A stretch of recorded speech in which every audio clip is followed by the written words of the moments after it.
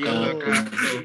Alhamdulillahirrahmanirrahim. Pada malam hari ini bisa berkumpul di Dirapi yang ketiga. Temanya tentang menulis fiksi. Sebelumnya kita membahas tentang artikel opini. Sudah hadir di tengah-tengah kita 3 narasumber. Yang pertama ada Uda Akmal. Selamat malam Uda. Selamat malam. Dan Neni Surahman dari Tasikmalaya. Yang selanjutnya terakhir yaitu novelis milenial Mbak Lulu. Selamat datang Mbak Lulu. Selamat datang semuanya. Assalamualaikum. Dan selamat datang kepada Mas Fauzan Amar, Direktur Eksekutif Al-Wasat Institute sebagai inisiator dan penyelenggara acara ini. Selamat malam Mas Fauzan. Selamat malam, apa kabar semuanya? Baik, Mas Fauzan apa kabar? Baik Mas Akmal, wah lama nggak ketemu ya. Lama nggak ketemu. Baik.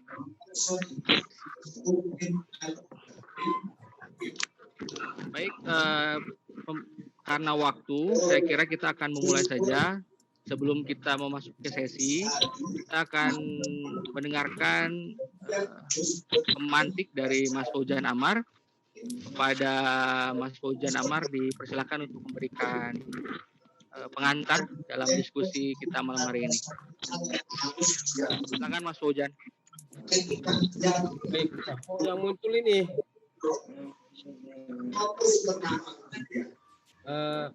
Assalamualaikum warahmatullahi wabarakatuh. Selamat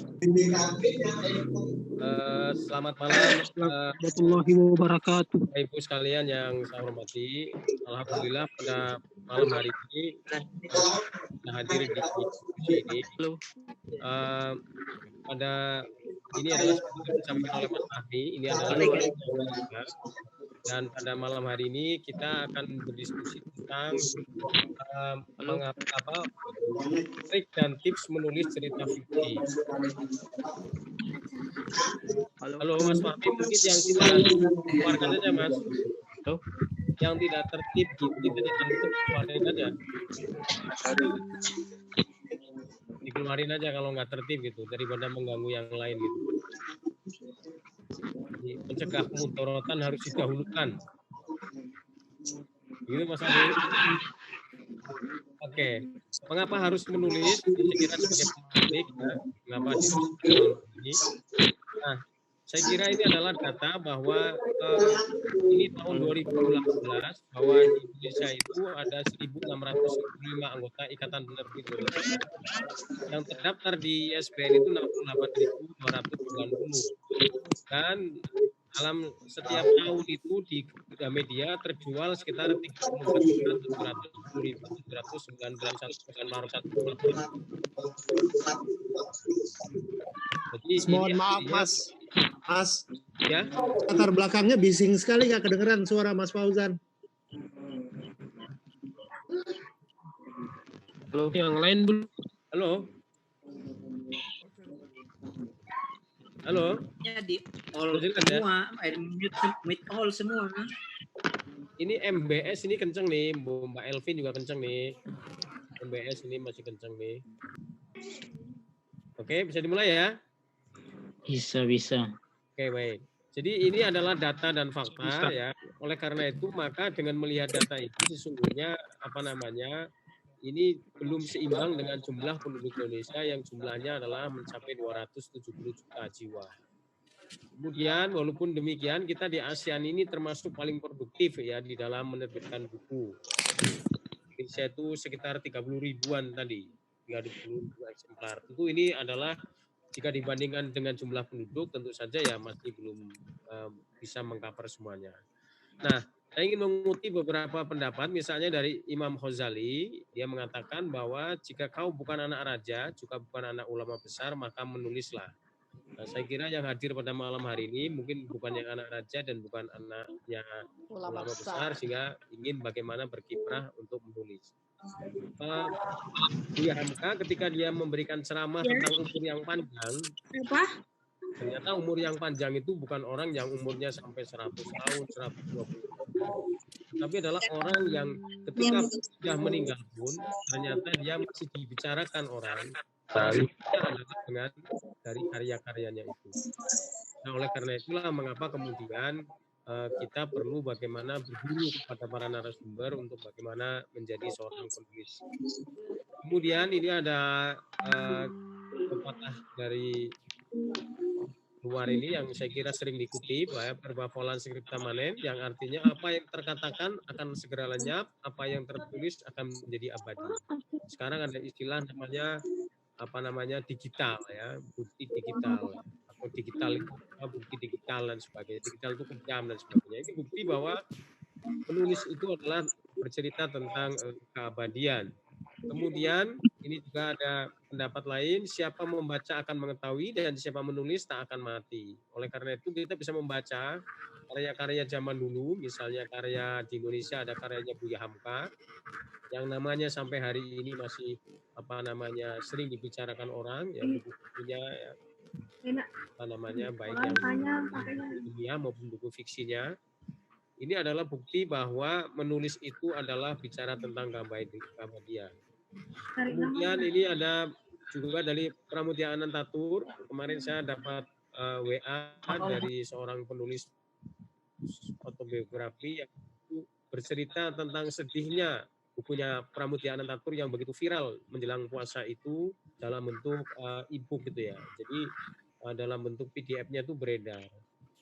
Mungkin karena tidak tahu bagaimana perjuangan dari seorang Pramudia ketika menulis itu. Orang boleh pandai setinggi langit, tapi selama ia tidak menulis, ia akan hilang di dalam masyarakat dan dari sejarah. Menulislah. Menulis adalah bekerja untuk keabadian. Nah ini jadi sekali lagi bahwa menulis itu penting, apalagi sekarang di era WFH ini, ya, kerja dari rumah, salah satu pekerjaan yang tidak terganggu kerja dari rumah adalah antara lain menulis. Ya kita bisa pakai celana kolor, bisa pakai sarung, ya, yang emak-emak bisa pakai daster, bisa menulis berkarya gitu. Ilmu adalah buruan dan tulisan adalah ikatannya. Ikatlah buruanmu dengan tali yang kuat. Termasuk kebodohan kalau engkau memburu kijang, setelah itu kamu tinggalkan terlepas begitu saja. Saya kira ini kemarin ada satu perdebatan menarik adalah apakah di era pandemi ini skripsi ditiadakan. Wah ini menarik ini. Kalau sampai skripsi misalnya ditiadakan berarti ya tidak ada lagi karya ilmiah yang dihasilkan seorang sarjana lulusan S1 hanya karena misalnya pandemi. Jadi sekali lagi ini sekedar gambaran bahwa kalau kita ingin meninggalkan sesuatu karya ya salah satunya dengan menulis. Dan ikatlah ilmu dengan tulisan. Ini menurut hadis riwayat Al-Hakim. Kemudian di dalam Al-Qur'an nun wal qalami wa maisturun, demi huruf nun dan demi pena serta apa yang mereka goreskan. Ini adalah beberapa basis argumentasi mengapa menulis itu penting. Nah, kebetulan pada hari ini masuk malam hari 17 Ramadan ya, malam ini masuk 18. Salah satu peristiwa nuzulul Quran itu adalah perintah kita membaca. Membaca apa? Tentu saja adalah membaca tulisan. Mari kita ikuti diskusi ini dengan seksama agar kita bisa berguru menimba ilmu. Saya secara pribadi belum punya pengalaman menulis cerpen atau menulis novel, sehingga saya juga ingin berguru kepada para penulis yang hebat ini. Mas Akmal, terima kasih. Ini kita terakhir ketemu kalau nggak salah tahun 2005 ya Mas, mau muktamar di Jogja. 2010 ya. Ya. Satu abad. 10 tahun ya. 10 tahun. Kayaknya belum jenggoten ya. Ya, jadi sudah lama sekali. Kemudian Mbak Neni Rahman, terima kasih ya. Ini sudah hadir ya. Kemudian ada juga Mbak Luluk ini generasi muda yang juga sangat produktif. Ini anak-anak saya sudah ingin nonton filmnya, tapi karena ada corona ini sehingga film dari novelnya Mbak Luluk ini belum ditayangkan. Mudah-mudahan nanti corona segera berlalu. Mbak Lulu yang sudah difilmkan. Saya kira demikian sebagai pengantar. Terima kasih sekali lagi kepada seluruh para peserta dan juga kepada seluruh peserta yang ada pada malam hari ini. Ini adalah satu kehormatan ya. Mudah-mudahan diskusi ini bisa berlanjut. Entrepreneurship, ya, bagaimana menjadi itu kelihatan sama orang lain. Tulis, gitu. Supaya kita sambungan sehingga tidak ada lagi alasan karena ada corona sehingga tidak bisa produktif. Saya kira demikian, terima kasih Mas Fahmi, Bapak Ibu sekalian, selamat berdiskusi. Mudah-mudahan ada manfaatnya. Assalamualaikum warahmatullahi wabarakatuh. Waalaikumsalam warahmatullahi wabarakatuh. Warahmatullahi wabarakatuh. Terima kasih kepada Mas Fauzan yang sudah memberikan sambutannya kepada kita semua. Berhubung waktu, nah saya tadi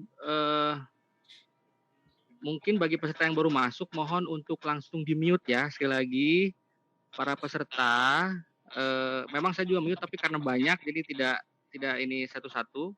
Tapi langsung kalau saya kelihatan ada yang masih naik, saya langsung mute. Tapi mohon yang baru masuk, yang baru gabung, untuk langsung di mute speakernya, karena akan mengganggu proses acara kita. Sekali lagi, mohon teman-teman untuk di mute, karena kebetulan hostnya ada halangan, jadi saya agak mengatur semuanya. Nah, terima kasih Mas Fauzan. Untuk selanjutnya tentu yang kita tunggu yaitu pemaparan dari narasumber kepada Pak Akmal sebagai yang paling senior untuk mengawali sesi kita yang pertama. Mungkin sekitar 15 menit sampai mungkin 20 paling lama untuk memberikan pencerahan bagaimana kiat-kiat menjadi novelis yang produktif dan tentu bestseller.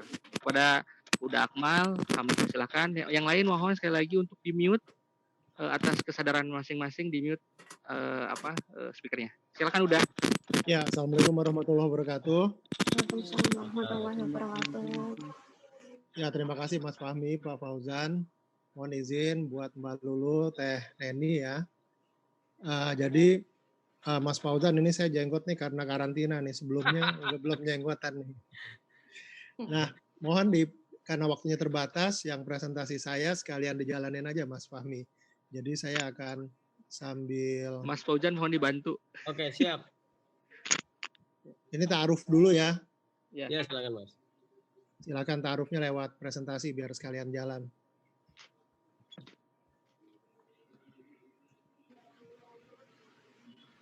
Boleh tadi ditampilkan yang presentasi yang tadi saya kirim, Mas? Iya, Pak. Lagi proses. Lagi proses, Mas, lagi proses. Oh ya, baik. Jadi memang di situ kalau di poster kan saya ditulis novelis Sang Pencerah. Sang Pencerah ini salah satu dari novel yang saya tulis yang sifatnya biografi. Tapi karena ini temanya lebih pada menulis fiksi, jadi nanti yang akan saya bahas fiksi murni aja, bukan fiksi yang biografi. Karena ada beberapa kesamaan, tapi juga ada beberapa perbedaan. Mudah-mudahan nanti kita ada kesempatan kalau khusus buat membicarakan novel biografi atau fiksi ya, bisa lebih spesifik. Nah, jadi saya sekarang akan masuk ke masalah fiksi ini dari dua novel saya yang terakhir, yaitu Dilarang Bercanda dengan Kenangan dengan Teotoriate, Genggam Cinta. Jadi saya ngambil novel saya ini bukan apa-apa, karena kalau saya ngambil contoh orang lain kan belum tentu saya paham juga atau ada kemungkinan salah gitu. Tapi dari karya saya sendiri mudah-mudahan karena dari sejak ide sampai eksekusi penulisannya itu saya bisa pahami semua liku-likunya itu ya. Jadi bisa saya, nah ini lihat dulu sekilas, saya udah menulis sejauh ini sampai 17 buku, 15 novel, 1 kumpulan cerpen, dan 1 buku non-fiksi. Dari itu ada 3 yang sudah ada filmnya, Naga Bonar Jadi 2 tahun 2007, Sang Pencerah 2010, dan Batas Antara Keinginan dan Kenyataan, film anak-anak ini di Antikong tahun 2012 dengan Marcella Zalianti. Terus itu ada beberapa kegiatan saya yang lain, pernah juga ngajar penulisan kreatif di Alenia di IKP Pusat. Sang Pencerah ini yang memang waktu itu juga Mas Fauzan terlibat, dinobatkan sebagai fiksi utama terbaik Islamic Book Fair tahun 2011.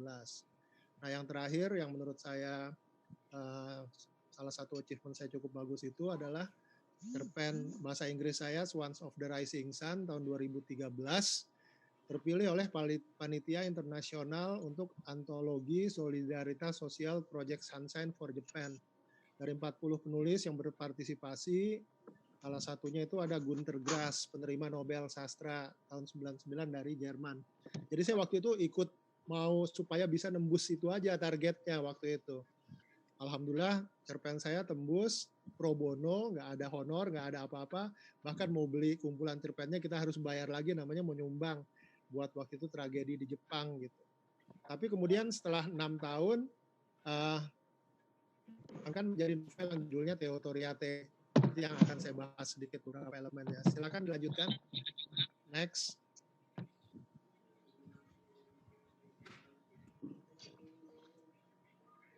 Presentasinya, Mas. Ya.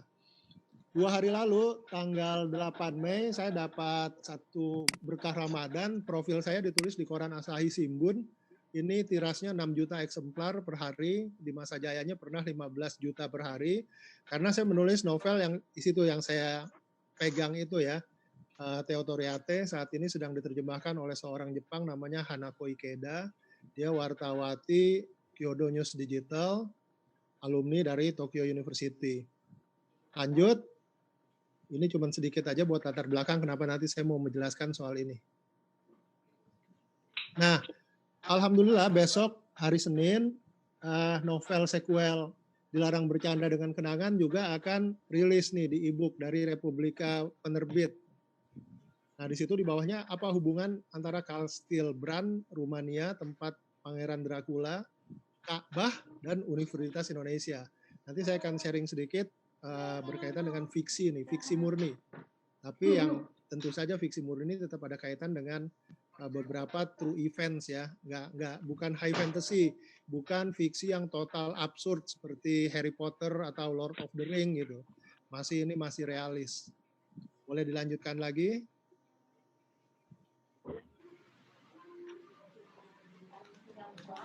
Materinya. Nah, saya mulai masuk di sini. Saya coba singkatkan saja. Jadi Dilarang Bercanda dengan Kenangan ini dulu awalnya sebuah cerpen saya tahun 2006 di antologi judulnya Ada Seseorang di Kepalaku Yang Bukan Aku. Ini saya mau gambarkan sedikit sinopsisnya dan ini bagaimana mengembangkan sebuah cerita yang kita alami itu bisa menjadi cerpen, bisa menjadi novel, bahkan sekarang atas izin Allah jadi 2 novel. Jadi awalnya itu cuman hanya sekitar 6-8 halaman, 8 halaman paling banyak kalau nggak salah waktu itu, karena juga cerpen pendek, nggak panjang sekali. Tapi sekarang totalnya bisa jadi 1000 halaman dalam 2 novel yang hampir 500 halaman satu buku. Tokohnya namanya Johansa Ibrahim, seorang pemuda Indonesia yang sedang belajar ilmu PR di University of Leeds, Inggris. Kelihatan siapa who-nya, terus what, apa yang dia lakukan di situ. Mungkin karena saya lama jadi wartawan, saya tetap cara menggunakan saya mengembangkan cerita itu harus ada elemen-elemen 5W1H-nya dulu di depan. Itu akan memudahkan kita dalam menulis. Jadi who-nya, tokohnya itu siapa, ya karakternya sebagai apa? Apakah dia sebagai seorang mahasiswa, atau dia seorang eksekutif muda, atau dia seorang ibu rumah tangga, atau seorang traveler. Dari awal tuh udah harus kita tetapkan dulu gitu. Terus what-nya itu dia melakukan apa ya? Nah, dalam konteks saya ini dia sedang kuliah lanjutan di Inggris, di Leeds. Lalu pada saat dia sedang baru 1 bulan di Leeds, terjadi satu peristiwa besar. Lady Diana Spencer meninggal dunia gitu. Nah, antara Leeds sama London ini sekitar 3 jam. Dia mikir, saya datang nggak ya? Karena kalau saya nggak datang, kayaknya nih peristiwa besar mumpung di sana. Kalau saya waktu masih di Indonesia, ya ngapain dibela-belain datang kan? Nonton pun belum tentu. Tapi ini karena dekat, jam kira-kira Bandung-Jakarta gitu, naik kereta 3 jam, bisa nyampe, mungkin saya datang. Itu ada satu momentum pertama di mana nanti cerita itu mulai bergulir. Dia datang bersama teman-temannya internasional, teman-teman kampus internasional dari berbagai negara, dan hasilnya itu menjadi titik balik dalam kisah cinta dan mengubah jalan hidup dia selamanya gitu. Jadi log line-nya ini kalau dirumuskan ini sebuah cerita yang hanya dalam beberapa baris ini aja. Tapi nanti ketika kita kembangkan apapun cerita kawan-kawan semua, kalau who-nya sudah ketemu, where-nya sudah ketemu, when-nya sudah ketemu, how-nya sudah ketemu, insya Allah nanti mengembangkannya jadi lebih mudah karena kita tinggal hanya menambahkan detail. Terus di mana konflik-konflik itu muncul. Konfliknya misalnya di sini di bagian keduanya dijelaskan di tengah murung musim gugur, yang mengurung kota London, Joe mengalami berbagai peristiwa. Jadi ada berbagai peristiwa. Sebuah fiksi, sebuah cerita itu selalu terdiri dari kumpulan peristiwa. Gitu. Dia nggak bisa hanya misalnya berupa, sebetulnya bisa, tapi kurang lazim kalau buat kita yang masih penulis umum. Misalnya berupa monolog interior ya, berupa dia kontemplasi gitu, atau berupa yang sifatnya hanya homogen aja gitu. Itu bisa sebetulnya. Tapi kalau untuk di awal-awal, misalnya saya mohon maaf mengasumsikan ini kita semua di posisi sebagai penulis baru mulai 2-3 buku, sebaiknya ada ragam peristiwa. Jadi ada perubahan-perubahan dinamika yang membuat kehidupan itu kelihatan dinamis gitu. Ada saat up, ada saat low, ada saat senang, ada saat sedang bete dan semacamnya. Dan selama sepekan yang riuh oleh liputan media dan ziarah itu, ketika Joe akhirnya dia selesai, harus ada pertanyaan dalam sebuah cerpen atau novel yang akan kita kembangkan atau fiksi. Ini tujuannya apa? Kita menceritakan ini gitu. Nah, dalam konteks yang kisah ini, bagaimana seorang anak muda Indonesia U23 lagi dua, terus ketika dia bertemu dengan beberapa orang di sebuah tempat yang jauh dari kampung halaman, dan akhirnya di umur itu karena proses hati itu satu yang penting, dia harus menetapkan siapa yang kira-kira akan bertahta di hatinya gitu. Nah, tapi pada saat itu dia juga mulai merasakan bahwa yang berkaitan dengan romance itu ternyata ada elegi dan tragedinya sendiri. Artinya dengan kita melihat dalam dua alenia ini sebetulnya sudah jadi, kalau kita ibaratnya mau jalan naik gunung, ini petanya ini udah ada. Peta-peta utama di mana ada gunung, di mana ada lembah, di mana ada sungai, di mana ada tempat beristirahat sementara itu sudah bisa. Boleh dilanjutkan lagi Mas Fauzan? Atau siapapun yang megang ini. Nah, jadi dari contoh itu, saya nggak akan banyak teori, mungkin nanti disampaikan oleh Mbak Lulu dan Teh Neni ya, yang sekarang lebih berkaitan dengan dunia muda. Buat saya itu hanya 4 kata aja kalau menulis itu. Ini saya pinjam dari istilah Ernest Hemingway, just type and bleed. Cukup nyalakan laptop, duduk di depan komputer, di depan desktop, ketik, dan berdarah-darahlah. Berdarah-darahlah itu maksudnya apa? Itu tadi, kita desain ceritanya udah ada, terus kita jangan mudah puas dengan hasil data-data yang ada, kita harus riset lagi. Kok fiksi pakai riset? Oh iya, fiksi itu juga meskipun kita nanti itu ngarangnya itu harus logis, harus ada kaitan dengan kaitan. Oke, dua terakhir, silakan. Nah, ini saya mau kasih contoh kasus yang tadi Teotoriate itu. Tadi mungkin teman-teman masih ingat bahwa judulnya waktu cerpen itu adalah Swans of the Rising Sun, sebuah cerpen bahasa Inggris. Angsa-angsa negeri Sakura. Kemudian setelah 5 tahun, cerpen itu bahasa Inggris hanya beredar di luar negeri, dibaca terbatas oleh kalangan terbatas gitu ya. Terus saya pikir, saya bicara dengan penerbit, ini terbitkan Gramedia Pustaka Utama, kenapa nggak kita bikin bahasa Indonesianya aja ya?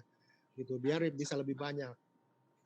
Kisahnya, Hu-nya ini tentang namanya Mutia Ahmad Sulaiman, dia baru 14 tahun ketika tsunami Aceh terjadi pada tahun 2004.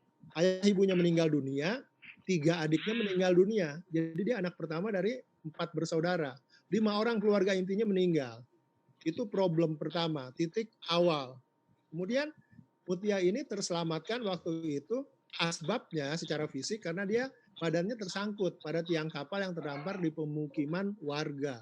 Ada yang dari Aceh di sini, teman-teman? Mungkin kalau yang di Aceh nanti bisa tambahkan ya. Nah, kisah penyelamatan Mutia kemudian mendapatkan liputan media massa internasional dan menarik perhatian suami istri Pasutri, keluarga Mishima di Fukushima untuk mengadopsinya. Tentu nanti dalam proses adopsinya ini tidak segampang dalam sinopsis ini. Mutia pertama nggak mau karena bapak ibu dia, adik-adik dia bilang saya udah mati di sini semua adik-adiknya, saya cuma mau mati di Aceh, nggak mau saya ke luar Aceh gitu, apalagi ke sebuah negara yang bahasanya beda, makanannya beda, agamanya beda, keyakinannya beda, dia nggak mau tadinya. Jadi harus ada nanti dibuat proses-proses bagaimana tokoh kita itu dalam fiksi yang kita tulis, kita kembangkan, dia bisa menyelesaikan satu persatu masalah itu. Meskipun harus tidak selalu mulus. Ada kalanya dia nggak bisa menyelesaikan masalah itu pada kesempatan pertama. Jadi saya lanjutkan lagi, alinea kedua, untuk beberapa tahun selanjutnya, setelah diadopsi maksudnya, Mutia merasakan kebahagiaan sebuah keluarga yang utuh. 2004. Dia pindah ke Aceh, SMA di Jakarta dulu 3 tahun, terus kemudian dia berangkat ke Aceh ke Jepang tahun 2009. Dia 2 tahun sempat di Jepang merasakan keluarga yang utuh, tapi kemudian qadarullah bulan Maret tahun 2011 terjadi triple disaster. Di Tohoku itu ada gempa bumi, ada tsunami, dan di Fukushima yang kebocoran reaktor nuklir Maret 2011. Meninggal pula orang tua angkatnya ini gitu.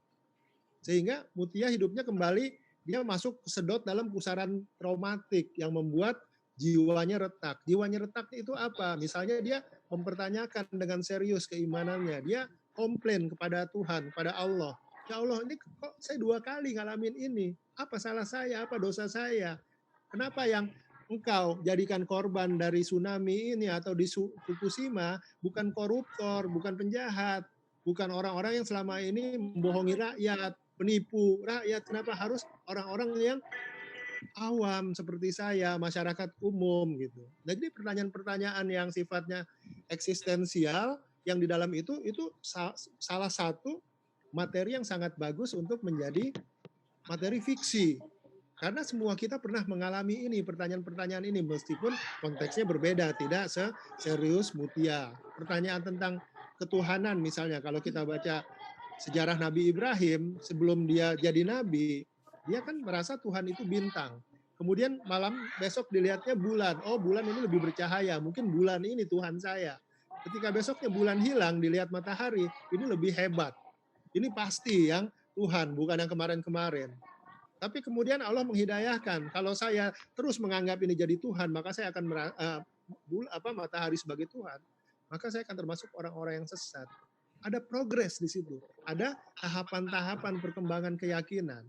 Fiksi harus menyampaikan itu, fiksi-fiksi yang meyakinkan, yang level-level dunia, yang kategori penerima Nobel misalnya gitu ya, kita akan melihat proses-proses itu dialami oleh tokoh-tokohnya gitu.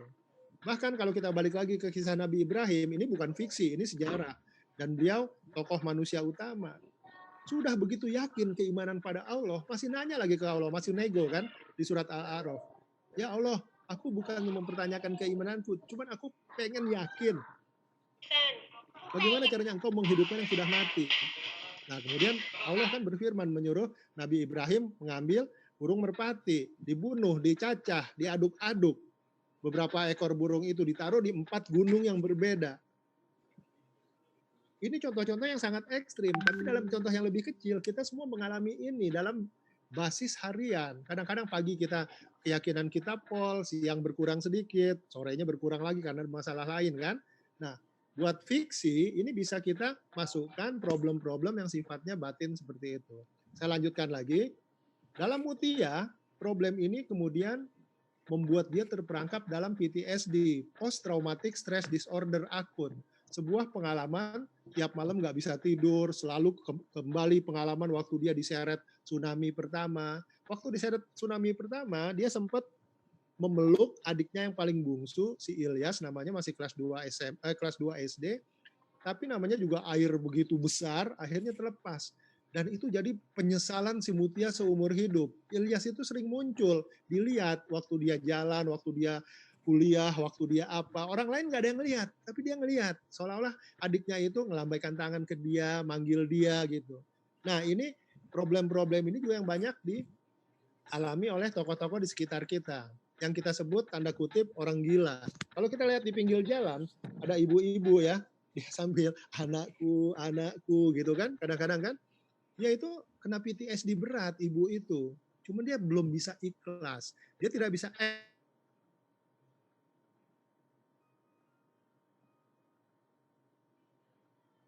gitu. Nah, ini juga bagian dari eh, apa namanya, bumbu untuk fiksi, materi untuk fiksi yang bisa kita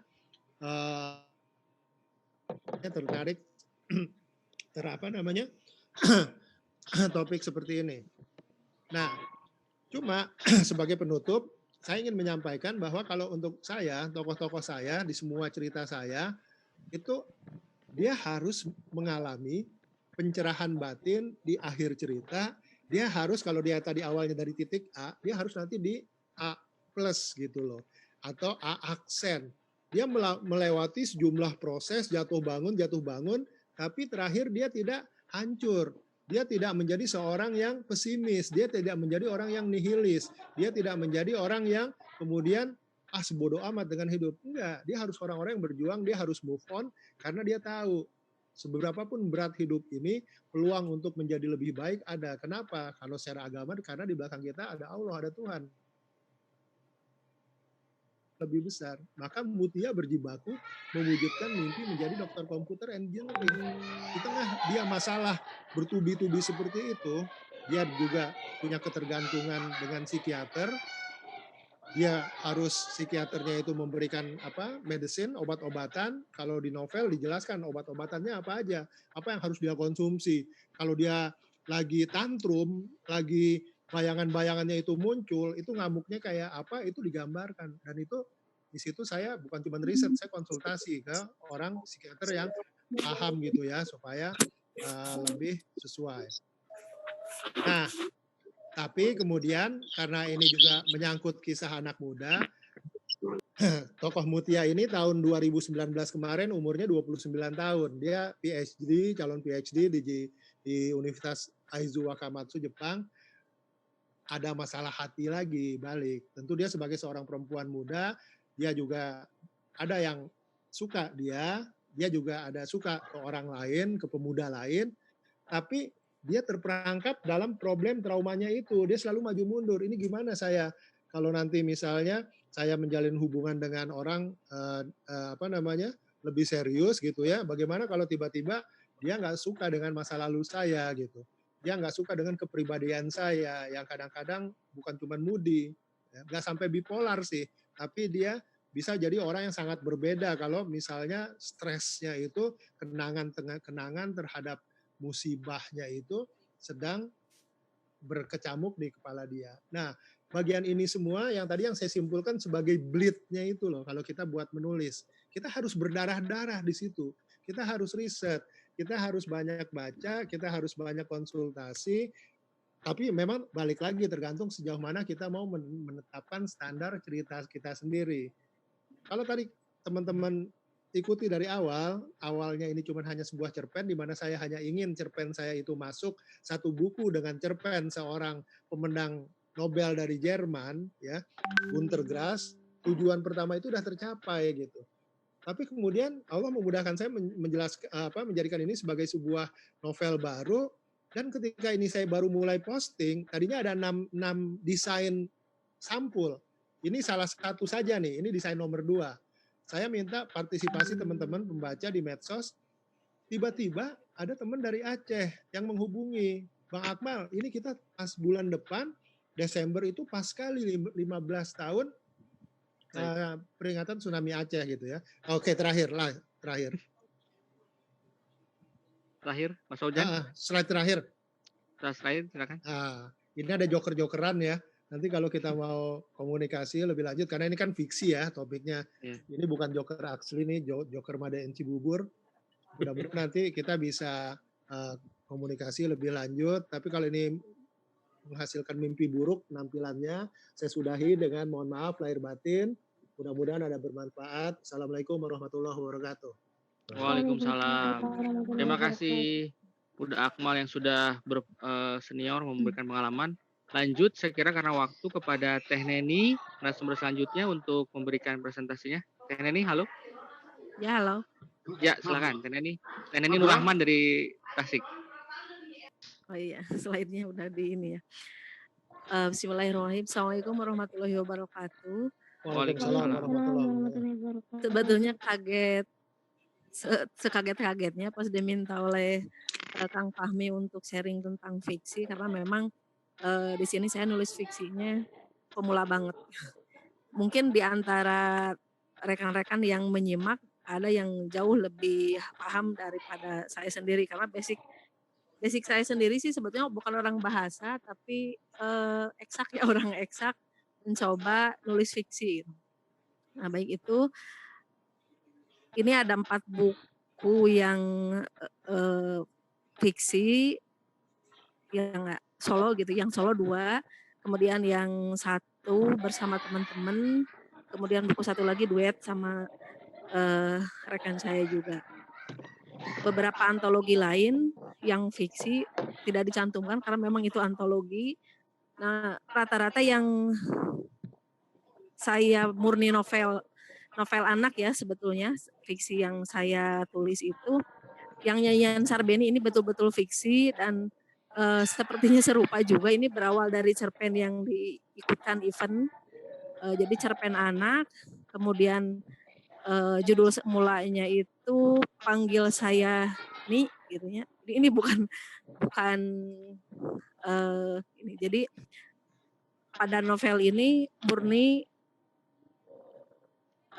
fiksi murni. Kalau yang 21 Senja itu sejenis apa ya, memoir mungkin ya.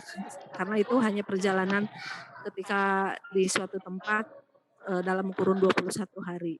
Kemudian kalau yang bawah itu salah satu contoh buku fiksi anak juga.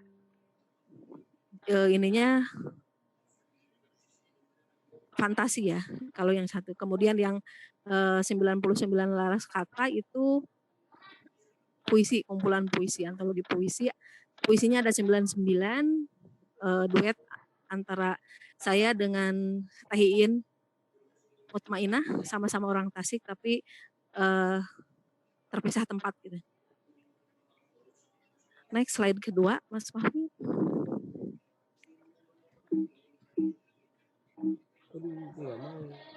Halo.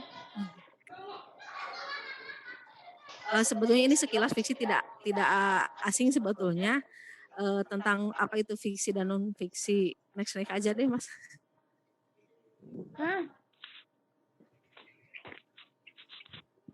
Lanjut next. Semua sudah pada paham sih sebetulnya fiksi itu seperti apa. Dan memang betul bahwa menulis fiksi itu betul-betul harus riset. Apalagi dalam keseharian saya itu kan nulisnya fiksi anak ya. Sementara dalam bukan keseharian yang saya tulis cenderung kenapa sih menulis fiksi anak? Karena saya pikir bahan bacaan konsumsi untuk anak-anak itu mulai dari lagu, kemudian buku ada tapi kok mahal-mahal gitu ya, apalagi kalau yang diterbitkan mayor dan berwarna. Nah, saya coba bagaimana caranya agar anak-anak itu punya bahan bacaan, kemudian ada nilai-nilai moral, nilai-nilai akhlak yang bisa ditiru gitu dari cerita tersebut. Kemudian next, jenis-jenis fiksi ya ini ada roman, next lagi. Ini contoh-contoh saya sih ke bawahnya. Ada roman, novel, kemudian cerpen, puisi dan lain sebagainya. Next. Nah, dari sekian jenis fiksi yang cenderung mulai menjurus saya tulis itu seringnya ke puisi sama cerpen. Dan itu genrenya kalau puisi sih bebas, cenderung menyimak dari apa yang terjadi di sekitar. Kadang-kadang romantis, kadang-kadang orang patah hati di puisi kan, kadang-kadang juga sebuah kritik sosial gitu. Jadi macam-macam. Kemudian kalau cerpen itu ya cenderung ke untuk bacaan anak atau remaja gitu. Kalau untuk remaja pun itu nggak terlalu ke kisah cinta atau apa gitu. Jadi tetap di dalam cerita intinya bagaimana caranya agar ada moral-moral, pesan moral yang harus disampaikan kepada pembaca. Next. Nah, ini entah benar atau enggak ada istilah faksi. Jadi kalau di buku anak itu ada muncul di faksi itu gabungan antara fakta dan fiksi. Jadi dalam sebuah buku, kalau yang tadi Nyanyian Sarbeni itu full ini ya, full fiksi. Kemudian yang tadi yang 26 cerita itu ada sedikit faktanya, fakta unik. Nah, di beberapa tulisan misalkan ada sebuah cerita yang saya tulis yang diterbitkan Ziad itu event juga tentang bagaimana seorang anak mengalami Ramadan di luar negeri gitu karena mengikuti orang tua. Ini diterbitkan Ziad. Nah, ada cerita sebagiannya itu 60% lah, 60% fiksi tentang bagaimana dia waktu itu konfliknya dia belum bisa adzan tapi disuruh adzan gitu ya. Kemudian ada faktanya, fakta unik tentang kota Adelaide yang waktu itu settingnya di sana. Jadi faktanya tentang fakta unik tentang kota Adelaide, kemudian fiksinya cerita anak itu sendiri. Nah, yang saya tulis itu seringnya untuk fiksi anak itu ke jenis faksi. Jadi ada kalau misalkan itu tentang sebuah cerita tentang di dalamnya itu tentang misalkan tentang percobaan sederhana tentang fisika misalnya ya. Nah, ada cerita fiksinya dulu, kemudian di terakhir ada info tentang pengetahuannya tersebut atau ada aktivitas untuk anak. Next. Oh iya, entah ini baru bukan baru ya. Sebetulnya ada flash fiction. Jadi dari flash fiction ini juga ada yang dikembangkan oleh saya sendiri, dikembangkan menjadi cerpen. Nah, mudah-mudahan sih seperti ngikut jejak Bang Akmal gitu dari sebuah cerpen menjadi beberapa novel, itu mimpi banget. Nah, misalkan fiksi mini ini atau flash fiction ini di beberapa komunitas teman-teman yang sedang belajar nulis banyak juga ditulis flash fiction. Jadi menulis cerpen yang sangat singkat atau ada yang nulis mengatakannya ini fiksi mini, ada yang mengatakan juga cerita mini gitu dan bermacam-macam. Tapi intinya sama, di mana flash fiction itu dibatasi sekitar 250-an kata, tapi memuat unsur-unsur fiksinya ada semua gitu. Jadi bagaimana bercerita dalam bukan tempo yang sesingkat-singkatnya, mungkin kalau ini dalam aturan kata yang sesingkat-singkatnya, tapi dapat antara prolog, konflik, dan ending cerita. Nah, biasanya ini twist ending biasanya ya tiba-tiba nggak diterka, nggak bisa diterka gitu. Next. Tadi udah, next lagi. Nah, contoh yang fiksi mini yang kemarin kita tulis bareng-bareng, ada beberapa judul yang saya tuliskan. Nah, ini fikminnya berjenis satir atau sindiran pada sebuah kondisi sosial yang ada di sekitar kita. Yang saya tulis di fiksi mini ini intinya pada ini tahun lalu sih sebetulnya ditulisnya. Pada fiksi mini ini adalah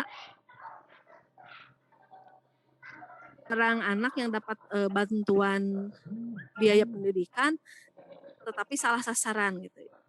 Seharusnya didapatkan oleh orang-orang yang jauh lebih status sosial dari sisi ekonominya lebih rendah, ternyata dia dapat padahal dia ceritanya anak orang kaya. Nah, itu dimuat dalam kata yang kalau ini bukan 250, kayaknya kurang dari 250, 200 kata kalau nggak salah. Next. Nah, ini hanya foto saja. Next lagi, Mas. Kalau yang saya lalui, ini masih belajar sih sebetulnya, masih belajar bagaimana cara menuliskan ide tulisan fiksi, kita cari atau menemukan ide, baik itu tema, genre, dan lain-lain. Nah, biasanya kalau saya bisa dari membaca atau menemukan fenomena apa di sekitar kita.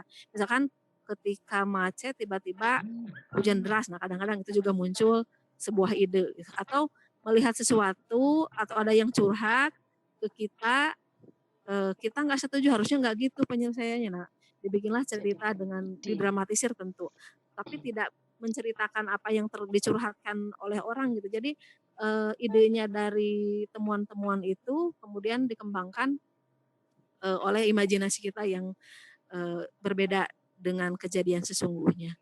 Kemudian observasi tadi memang nulis fiksi itu juga harus ada observasinya, tentu bisa dengan membaca, mengamati lingkungan, menyimak curhatan orang, kemudian membaca buku-buku non fiksi juga, karena memang tadi betul dikatakan Bang Akmal bahwa meskipun kita menulis fiksi tetapi harus logis.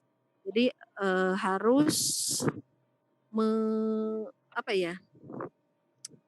harus logis lah. Misalkan ketika kita bercerita tentang seseorang yang lupa ingatan, maka otomatis kita juga harus tahu bagaimana gangguan itu bisa muncul, terus sisi medisnya bagaimana, sisi psikologisnya bagaimana, dan lain sebagainya. Nah, contohnya misalkan yang saya tulis di bukunya Nyan Sarbeni, jadi ini intinya seorang anak yang mengalami bullying dari teman-temannya karena memang sisi perilaku dia yang memang tomboy, karena memang salah pola asuh ceritanya oleh orang tuanya, karena si orang tua itu memberi nama Sarbeni, harusnya itu kan umumnya kalau di lingkungan setting tempat itu nama itu untuk laki-laki, tapi di Sarbeni ini perempuan, maka dia mengalami banyak tekanan dari teman-temannya, bahkan guru juga di sekolah. Kemudian si Sarbeni ini tujuan akhirnya ingin mengubah namanya menjadi nama perempuan. Jadi dia mengalami beberapa konflik sampai dia berhasil memperoleh nama perempuan. Nah, kemudian setelah observasi ketika di Sarbeni itu, maka saya harus tahu dulu bagaimana sih sisi orang yang kena bullying, psikologisnya gimana, kemudian bagaimana perilaku anak yang mengalami katakanlah stres karena si Sarbeni ini diasuh oleh neneknya jauh dari orang tua, terpisah gitu dari orang tua dan adik-adiknya dan seterusnya. Nah, kemudian setelah observasi kita juga membuat outline. Kalau saya buat outline itu hanya agar ketika saya misalkan terhenti beberapa saat menulis, jadi diingatkan kembali bahwa maunya saya itu begini gitu. Tentu ini setelah sinopsis dibuat gitu kalau saya. Kemudian setelah membuat outline langsung menulis sampai selesai. Kadang-kadang judul diberikan belakangan. Kemudian setelah selesai dituliskan semuanya, saya endapkan sebelum self editing.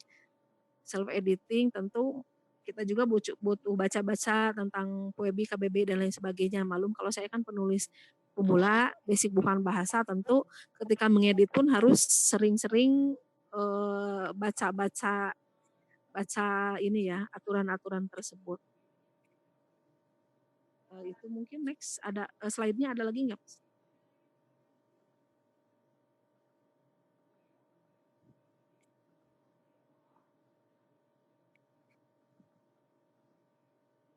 Oh, halo. Baik, ini lanjut dulu. Ya.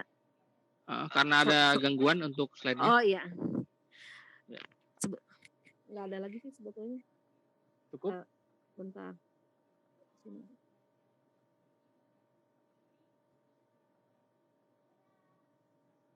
Sudah sih sebetulnya yang saya lakukan itu seperti itu. Cuman karena kalau yang solo ini kan saya menerbitnya indie, tidak mayor gitu. Jadi sebetulnya cara untuk merawat dan membesarkan anak-anak saya ini masih butuh belajar dari Bang Akmal, mungkin sama dari Mbak Lulu juga. Kalau yang terbit mayor itu baru antologi saja sih fiksi anak.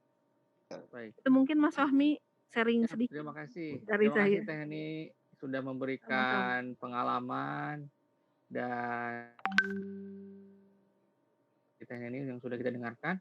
Baik, selanjutnya narasumber terakhir yaitu dari Malang ya Mbak. Ini ada Mbak Lulu akan memberikan Assalamualaikum. salam, Waalaikumsalam. memberikan materi dan tentu kisah beliau juga yang saat ini sudah difilmkan tapi ada COVID jadi tertunda ya Mbak ya. Mudah-mudahan Ya. segera berlalu nih Mbak Deh. Amin. Ya. Silahkan Mbak Lulu, waktu dan tempat Ya. di Malang silahkan. Langsung aja, Assalamualaikum warahmatullahi wabarakatuh. Selamat malam buat teman-teman semuanya. Sebelumnya terima kasih untuk Mas Fahmi udah diundang ke acara ini. Kaget banget karena dadak juga, jadi bingung mau bahas apa. Dengan temanya fiksi, tadi dari Pak Akmal dan Mbak Neni udah jelasin banyak banget tentang cerita fiksi. Bagaimana cara menulis cerita fiksi dan tahapan-tahapan menulis fiksi itu bagaimana. Kalau saya pribadi di sini akan menjelaskan bagaimana sih penulis milenial mengambil peluang untuk menulis fiksi atau keuntungan dari menulis fiksi itu sendiri. Jadi yang pertama, menurut riset yang saya dapat dari beberapa penerbit-penerbit mayor seperti penerbit Grasindo maupun Gramedia, kebanyakan novel yang laku di pasaran, apalagi di toko buku atau Gramedia, itu kebanyakan adalah cerita fiksi, terutama teen fiction. Itu menurut kebanyakan penerbit itu cerita fiksi ataupun teen fiction itu paling laris di pasaran. Makanya kenapa buat teman-teman semuanya yang baru ingin nulis bisa mencoba menulis cerita fiksi.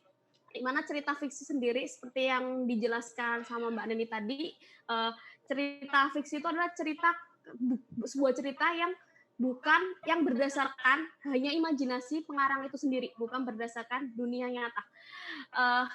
Terus di sini saya ingin menjelaskan yaitu bagaimana sih kita mengambil peluang yang ada sekarang. Buat teman-teman semuanya pasti bingung. Gimana sih cara awal kita buat nulis fiksi itu bagaimana? Bagaimana kita mendapatkan banyak pembaca? Gimana kita bisa menulis dengan mudah dan bisa dapat pembaca? Yang dilakukan oleh teman-teman milenial zaman sekarang, yaitu kita mengambil peluang di dunia platform, yaitu dari Wattpad atau Storycal ataupun blog. Jadi banyak sekali sebenarnya media-media yang sudah ada gratis buat kita penulis-penulis pemula untuk mempromosikan cerita kita. Buat teman-teman semuanya yang bingung karena takut langsung ke penerbit mayor tidak diterima ataupun takut buat memulai menulis karena takut belum ada pembaca ataupun bagaimana, teman-teman semuanya bisa mulai dengan menulis cerita atau mempublish cerita di platform seperti Wattpad, Storyal ataupun blog buat mengecek pasar. Ada nggak pembaca yang minat dengan cerita kita dan bagaimana cerita kita nanti disukai pembaca nggak, kayak seperti itu. Dan yang bentar saya buka dulu.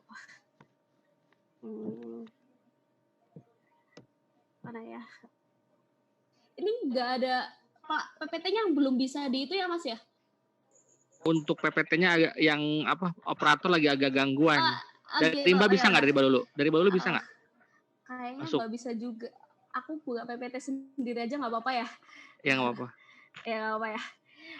Terus di sini kenapa sih alasan kita harus menulis? Kalau saya pribadi menulis itu apa yang tidak bisa kalian dapatkan di dunia nyata itu bisa kalian wujudkan di dalam sebuah tulisan. Contoh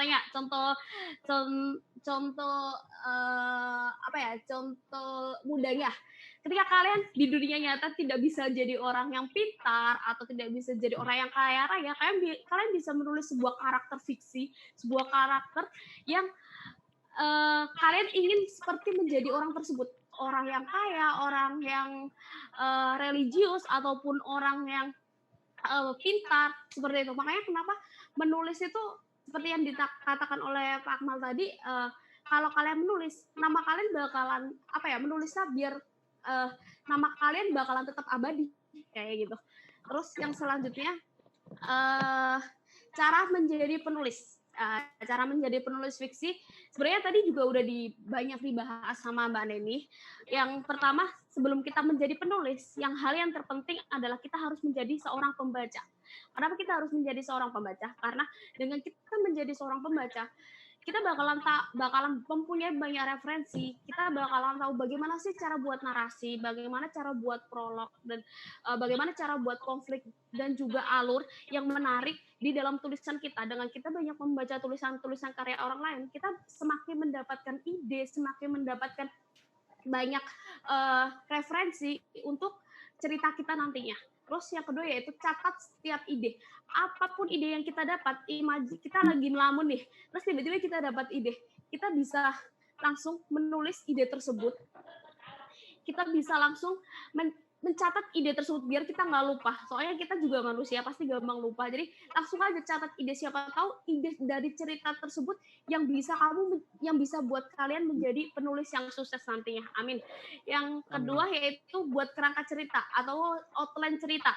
Jadi kerangka cerita ini kenapa penting? Karena biar ketika kita menulis, kita menulis tepat pada zona yang udah kita tentukan. Jadi kita nggak bakalan konflik dan alur yang kita buat itu nggak akan lari kemana-kemana. Dan kalaupun nanti kita bisa lupa idenya atau stuck waktu menulis, itu kita bisa lihat kerangka cerita kita lagi ataupun konsep cerita kita lagi, biar kita tetap menulisnya tetap lancar kayak gitu, biar stucknya hilang dan tetap terus menulis sampai cerita itu selesai. Yang selanjutnya itu banyak berlatih. Di sini kenapa banyak berlatih itu penting? Karena saya pribadi menulis mulai dari tahun 2010 dan waktu itu saya menulis banyak tulisan saya itu lebih banyak dialog daripada narasi. Lah, yang saya lakukan di saat itu adalah belajar lagi menulis, banyak berlatih, banyak menulis cerpen, banyak menulis cerita-cerita singkat dengan judul-judul berbeda. Dan di situ yang saya lakukan adalah menulis di sebuah platform, yaitu di blog. Dan waktu itu juga menulis di note Facebook. Lah, dan di situ saya juga banyak mendapatkan saran dan kritikan dari banyak pembaca yang membantu saya menulis lebih baik. Makanya kenapa? Apa sih keuntungan menulis di sebuah platform? Itu karena kalian bisa berinteraksi secara langsung dengan banyak pembaca seperti itu. Kalian bisa dapat komen-komen penyemangat, kalian bisa dapat saran-saran ketika ada tulisan kalian yang salah, dan itu gratis. Kalian udah dipermudah dengan dengan media sosial, dengan mudahnya IT zaman sekarang. Makanya buat teman-teman semuanya, kalau saya pribadi sih ngasih saran buat ambil peluang itu, karena kalian udah dikasih sebuah platform yang yang memudahkan kalian untuk menjadi penulis seperti itu. Yang terakhir ini penting banget, karena yaitu percaya diri, optimis, dan pantang menyerah. Karena kebanyakan penulis-penulis sekarang atau penulis pemula itu banyak yang aku nggak pede nih buat update cerita aku nggak pede nih buat sharing cerita aku atau publish cerita aku. Lah, pentingnya percaya diri yaitu kita menulis dulu aja. Kita beranikan untuk publish cerita kita. Kita menulis terus, karena yang penting menulis itu adalah menulis sampai selesai. Dan kita menulis sampai selesai berarti kita sudah menamatkan, kita sudah mempunyai satu karya yang nantinya karya itu kita bisa edit ulang, kita bisa revisi ulang saran-saran dari pembaca ketika kita menulis di dunia platform. Jadi ini kenapa kita harus percaya diri dengan tulisan kita, karena kalau kita sendiri percaya diri dengan tulisan kita, maka pembaca pun akan merasakan bahwa tulisan kita bagus. Kalau saya pribadi sih percaya dengan seperti itu. Kalau kita percaya diri, maka orang lain pun akan percaya sama kita. Yang selanjutnya itu optimis. Kita optimis terus pokoknya nggak boleh menyerah. Kita harus terus nulis karena menjadi seorang penulis yang menghasilkan banyak karya pasti melalui proses-proses yang panjang. Penulis yang banyak karya pasti tidak hanya menulis satu tulisan saja, tapi menulis banyak judul-judul cerita yang lain, dan di mana menulis cerita itu pasti ada pengalamannya sendiri, entah itu memulai dari tulisan mereka yang masih biasa aja, terus mereka semakin banyak belajar, banyak riset, banyak mencari referensi sehingga mereka akhirnya tahu bagaimana cara menulis yang benar, seperti itu. Terus yang selanjutnya, ini 4 kunci ajaib menjadi seorang penulis, entah itu penulis fiksi, penulis non fiksi ataupun lainnya. Yang pertama yaitu niat. Kenapa niat itu penting? Karena modal awal dari keinginan kita buat nulis itu niat yang kuat. Kita pengen jadi penulis yang bagaimana? Kalau kita pengen menjadi penulis yang sukses, niatkan. Tujuan kita diniatkan untuk menjadi penulis. Jadi ketika kita udah malas nulis di tengah-tengah, kita diingatkan lagi dengan niat kita. Kita ingin menjadi seorang penulis yang bisa di deretan toko buku seperti Gramedia, contohnya seperti itu. Yang kedua yaitu usaha. Apa aja usaha yang perlu kita lakukan, yaitu usaha menulis itu pasti. Usaha menulis, usaha menyelesaikan tulisan kita, lalu usaha promosi. Promosi sendiri baik sekarang yang dilakukan teman-teman milenial zaman sekarang yaitu sebenarnya mudah sekali melakukan promosi karena kita udah diberikan platform seperti Instagram, Facebook, Twitter, dan juga ada WhatsApp juga dan lainnya, itu kita bisa saling sharing tulisan kita. Kita bisa promosi tulisan kita di platform-platform tersebut. Yang ketiga yaitu konsisten. Di mana kita harus konsisten dalam menulis, konsisten dalam promosi. Kita harus tahu tujuan kita. Kita harus mencatat bagaimana tujuan kita dalam menulis. Jadi kita harus konsisten terus menulis, konsisten terus promosi agar kita tidak berhenti di tengah-tengah. Dan yang keempat, yang terakhir ini penting sekali, yaitu doa. Doa dari diri kita sendiri dan juga doa dari teman-teman, keluarga, ataupun paling penting adalah orang tua. Jadi kita berdoa untuk cerita kita bisa sampai selesai, kita nulisnya lancar dan juga kita promosinya lancar, dan berdoa agar tulisan kita menjadi karya yang sukses nantinya. Amin. Seperti itu. Lalu yang selanjutnya itu bagian cerita. Sebenarnya bagian cerita tadi sudah dijelaskan juga sama Pak Akmal dan juga sama Mbak Neni. Di sini ada tema, judul, tokoh dan karakter, alur, latar, sudut pandang, konflik, dan juga ending. Di sini bagian cerita, teman-teman semuanya bisa buat cerita mulai dari menentukan genre cerita yang ingin dibuat.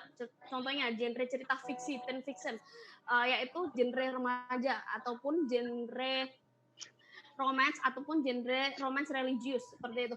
Terus yang kedua, tokoh dan karakter. Bagaimana kita menentukan tokoh dan karakter itu sendiri. Kalau saya pribadi selalu buat tokoh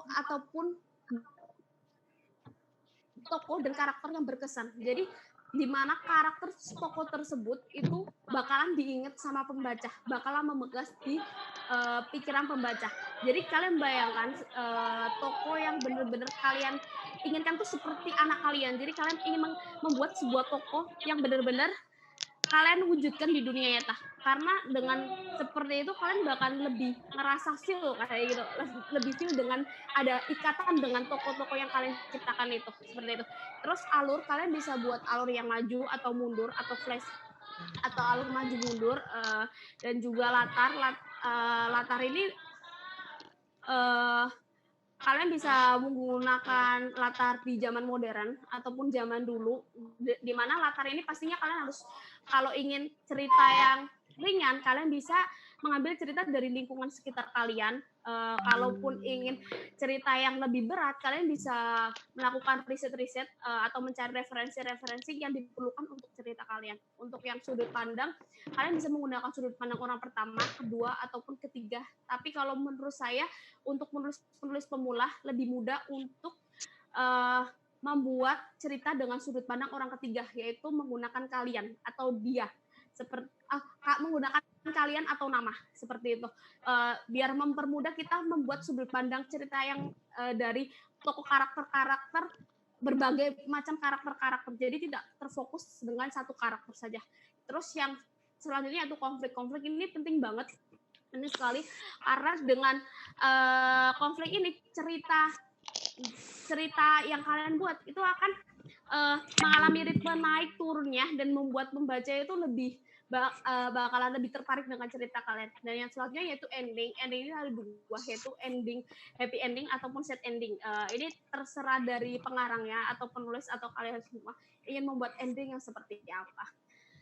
Jadi seperti itu untuk penjelasan dari saya. Jadi buat teman-teman semuanya yang ingin menulis cerita fiksi ataupun cerita non fiksi atau lainnya, kalian bisa memanfaatkan platform sekarang yang ada, memanfaatkan peluang sekarang yang udah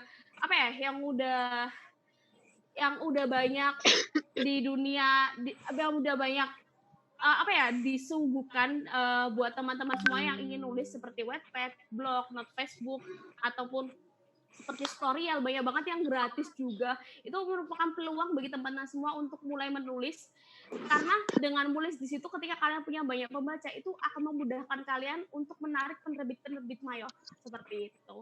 Terima kasih untuk semuanya, semoga bermanfaat. Amin. Baik, terima kasih Mbak Lulu ya yang sudah memberikan materinya. Ini teman-teman, tadi poin penting saya kira dari Mbak Lulu adalah kita sekarang tidak harus takut ke publis ya. Iya, benar sekali. Jadi banyak platform-platform yang bisa digunakan. Nah, sesi selanjutnya itu tanya jawab. Ini sebenarnya sudah banyak banget yang masuk ke chat ya. Mas Latif, halo, sebagai host. Ya, halo. Halo. Mas, mohon dibantu nanti yang... Nah, yang pertanyaan pertama dari Mbak Kinanti. Silakan Mbak Kinanti, kemudian Mbak Hadiah Setiani, dan Mbak Evin yang pertama ya. Silakan untuk bertanya mungkin ke siapa dan dibukakan mute-nya, Mas Latif. Oke. Bentar. Silakan. Mbak Kinanti siap ya? Iya. Ya. Silakan. Oke. Ditujukan ke siapa, Bu? Ya. Saya ingin tanya kepada pertama tadi Pak Akmal sama Mbak Neni atau Mbak Lulu sama aja. Tentang trauma. Jadi Mohon diperjelas, ya. Bu Kinanti. Ya. Ke Pak penelitiannya seperti apa? Apakah harus konsultasi langsung dengan psikolog? Terus bagaimana cara promosi yang ideal, yang murah tapi bisa dibeli orang banyak? Terima kasih, itu aja. Semuanya boleh jawab, terutama Pak Akmal dan Mbak Neni. Matur nuwun. Baik.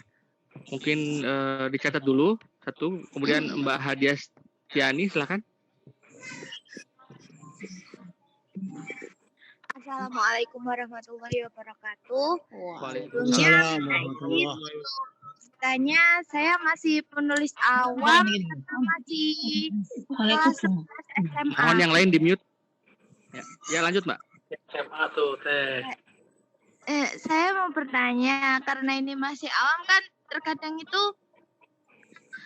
ide itu kan kadang hilang, kadang muncul, terus keinginan kita untuk menulis juga kadang itu semangat banget, kadang juga reda, karena kan di sisi lain kita juga dimasukin tugas-tugas dari beberapa guru, jadinya itu menulisnya itu berhenti gitu. Nah, untuk tetap menulis itu apakah butuh semangat setiap hari atau hanya perlu konsisten dalam diri sendiri? Baik. Dengan cara pembagian waktunya juga saya kasih. Halo. Cukup ya? Mungkin sudah ditangkap ya para narasumber ya pertanyaannya ya. Ya. Ya. Baik, selanjutnya yang ketiga ini dari Mbak Evin Buda Mikael, silakan. Assalamualaikum warahmatullahi wabarakatuh. Waalaikumsalam warahmatullahi wabarakatuh. Mbak Lulu ya, selamat Mbak Lulu untuk film Mariposanya yang super keren, saya pertama lihat itu. Dan sayangnya saya belum baca bukunya dulu. Kasusnya sama seperti Dilan, saya lihat filmnya booming dulu, baru saya flashback baca novelnya. Jadi pertanyaan saya singkat aja Mbak Lulu. Seberapa besar Mbak Lulu mengawal proses pembuatan filmnya, terutama skenarionya? Berapa persen keasliannya dengan novelnya? Itu aja Mbak Lulu. Terima kasih. Assalamualaikum warahmatullahi wabarakatuh. Waalaikumsalam. Saya kira sekarang silakan untuk Kak Akmal dulu merespon tadi penanya yang pertama dan kedua. Silakan Kak Akmal. Ya, Assalamualaikum warahmatullahi wabarakatuh. Tentang bagaimana kita memperdalam riset. Sebetulnya pertama-tama kalau menurut saya itu dunia yang paling dekat dengan kita dulu. Jadi kalau misalnya kita sehari-hari misalnya saya nih seorang ayah gitu ya, dunia ayah. Terus misalnya saya seorang pekerja juga di sebuah kantor pertambangan, maka akan lebih mudah saya misalnya mengeksplor cerita dengan di dunia itu gitu. Atau kalau saya seorang guru atau saya apapun profesinya, itu lebih mudah karena akan bisa menghemat waktu dalam mengembangkan plot-plot cerita itu gitu. Tapi ketika kita tidak berada dalam dunia wilayah itu seperti tadi kisah si Mutia, dia memasuki wilayah post-traumatik. Secara umum, perasaan traumatik kita pernah mengalami semua. Tapi tidak semua kita pernah mengalami perasaan trauma sampai digulung ombak oleh tsunami gitu kan. Nah, cara pertama, karena sekarang kita sudah di dunia digital, lebih mudah kita riset cari referensi-referensi lewat internet buat awal. Kemudian yang kedua, kalau kita ada kesempatan bisa ada kawan atau kawannya kawan yang kita kenal yang memang psikiater, itu bisa kita. Dan pengalaman saya bahkan kadang-kadang dalam novel saya yang lain ada judulnya Trilogi Imperia, itu termasuk sampai itu namanya forensik ya. Jadi bagaimana kalau seorang mati karena overdosis itu karena dia heroin, saya ingin tahu gimana proses menjelang kematiannya itu. Memang kalau saya baca berdasarkan referensi di internet, cari atau buku-bukunya itu juga bisa. Tapi kalau saya konsultasi dengan praktisi forensik di lapangan, bagaimana dia menentukan seorang yang ditemukan sudah meninggal, badannya sudah dingin gitu ya, terus kemudian dia ditarik balik ulang, itu akan lebih menguatkan gitu, lebih meyakinkan. Nah, buat yang pertanyaan kedua tadi, buat yang masih 19 tahun, bagaimana cara mengatur waktu dan bagaimana cara mengatur disiplin. Sebetulnya terserah tergantung bagaimana kita ingin menjadikan sekuat apa niat kita untuk menjadikan ini sebagai sebuah buku gitu. Misalkan gini, kalau misalnya sekarang kita tadi ya, misalnya tadi pagi hari Ahad, hari Minggu pagi, meskipun dalam keadaan sulit, terus kamu harus pergi ke kota terdekat. Memang nggak ada jalan lain, harus berangkat ke kota itu. Maka apapun akan dilakukan. Begitupun dengan menulis. Ketika menulis itu kita sudah jadikan sebagai satu target, ini harus selesai dalam 1 bulan misalnya atau 2 bulan, maka kita akan ketemu caranya. Karena tidak ada yang tidak sempat. Saya selalu mengatakan yang ada adalah yang tidak diprioritaskan. Kalau kita udah prioritaskan, pasti akan sempatkan. Contohnya nih, kalau dalam keadaan bukan dalam keadaan COVID sekarang, dalam keadaan umum, kadang-kadang dalam 1 hari kita dapat 3 undangan atau 4 undangan, ya, ada kawan nikah, ada reuni, ada ketemu guru lama, dan tempatnya jauh-jauh. Nggak mungkin rasanya. Tapi kalau kita sempatkan, kita prioritaskan, itu tempatnya jauh-jauh, biarpun kita ketemu cuma 5 menit, pasti kita datangi. Nah, jadi nomor 1, nggak ada yang nggak sempat. Kalau sebuah karya itu nggak jadi, pasti karena kita tidak prioritaskan. Jadi tadi saya setuju sekali dengan penjelasan Mbak Lulu yang terakhir.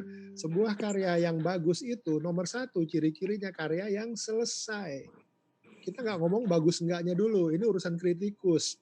Biar aja nanti kritikus ngomong apa. Tapi kalau kita sudah mulai sesuatu, finish what you do. Yang terbaik yang kita bisa lakukan saat itu. Bagaimana caranya? Nah ini trik saya, terutama buat yang masih baru mulai, buat mengerjakan novel-novel panjang. Pada saat jadi penulis, jangan jadi kritikus. Copot, ya, kepala Anda copot, taruh di samping, di lemari, kita nulis dengan hati aja. Maksudnya apa? Dikeluarkan aja semua yang apa ditulis. Jangan over criticize. Jangan tiap sebentar kita sebagai seorang pembaca, sebagai kritikus yang, wah ini salah, ini tanda kutipnya gimana? Enggak. Teman-teman, percayalah di editor-editor di media di perusahaan penerbit besar itu, karena saya juga punya kenalan beberapa di antara mereka, itu nggak pernah mencari kesempurnaan dalam penulisan tanda baca, tanda kutip, gramatika, enggak. Mereka mencari ide. Dan untuk itulah ada editor di penerbitan, mereka yang merapikan nanti supaya bentuknya itu sesuai dengan ejaannya bahasa Indonesia yang baik dan benar. Tapi bukan berarti kita bisa nulis seenaknya juga, ya, menyalahi kaidah, enggak. Kalau kita bisa nulis dengan lebih bagus lagi juga akan lebih mudah buat mereka baca. Tapi intinya tetap pada originalitas ide.